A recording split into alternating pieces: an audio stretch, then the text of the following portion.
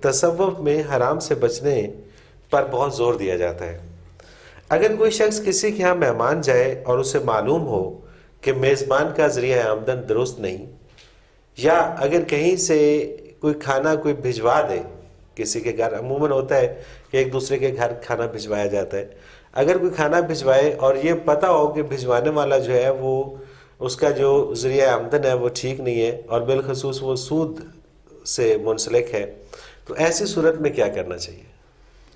الحمدللہ رب العالمین والصلاة والسلام علی حبیبہ محمد وآلہ وصحبہ اجمعین۔ اعوذ باللہ من الشیطان الرجیم، بسم اللہ الرحمن الرحیم۔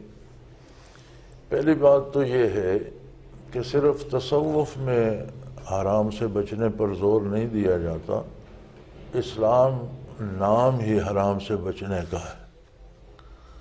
بے شک۔ اور ہمارے ہاں ایک غلط فہمی پیدا ہو گئی ہے کہ دین کوئی الگ چیز ہے اور دنیا الگ ہے۔ ایسا نہیں ہے۔ صحیح۔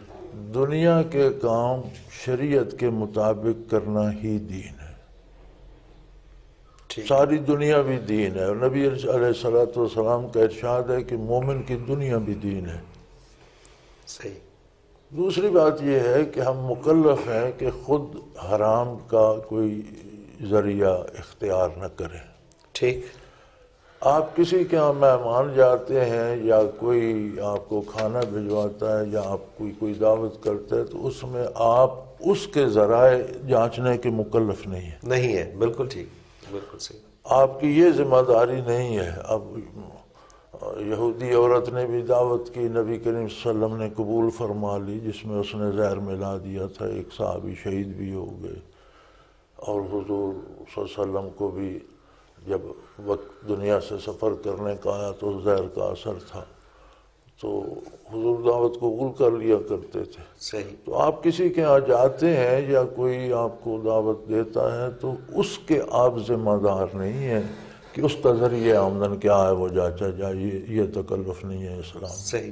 اچھا، نہیں ہو سکتا ہے کہ انہوں نے جو سوال کیا ہے وہ شاید اس حوالے سے کیا ہو، کیونکہ میں نے بھی دیکھا ہے کہ یہاں پہ جو سالکین ہیں وہ اکثر رستے میں کہیں سے کھانا نہیں کھاتے، وہ شاید اس چیز سے ڈرتے ہیں کہ کہیں ایسا نہ ہو کہ وہ ناپاکی کا عنصر اس میں آ جائے یا وہ ہو جائے۔ سالکین نہیں کھاتے تو یہ احتیاط کرتے ہیں۔ احتیاط کرتے ہیں۔ احتیاط تو لازم ہے۔ ٹھیک ہے۔ یہ احتیاط کرتے ہیں۔ ہوٹلوں کے کھانے میں اکثر یہ ہوتا ہے کہ وہ تمیز نہیں کرتے پاک پلید کی، حرام حلال کی۔ صحیح۔ اور حرام نہ بھی ہو تو اس میں نحوست ہوتی ہے۔ صحیح صحیح۔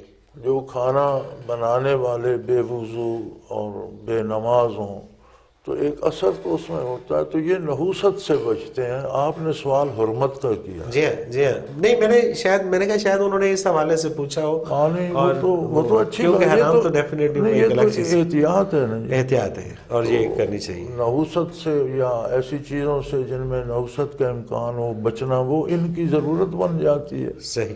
چونکہ اگر کوئی ایسی چیز کھا لیں تو اس کا اثر دل پہ جاتا ہے، نقصان ہوتا ہے۔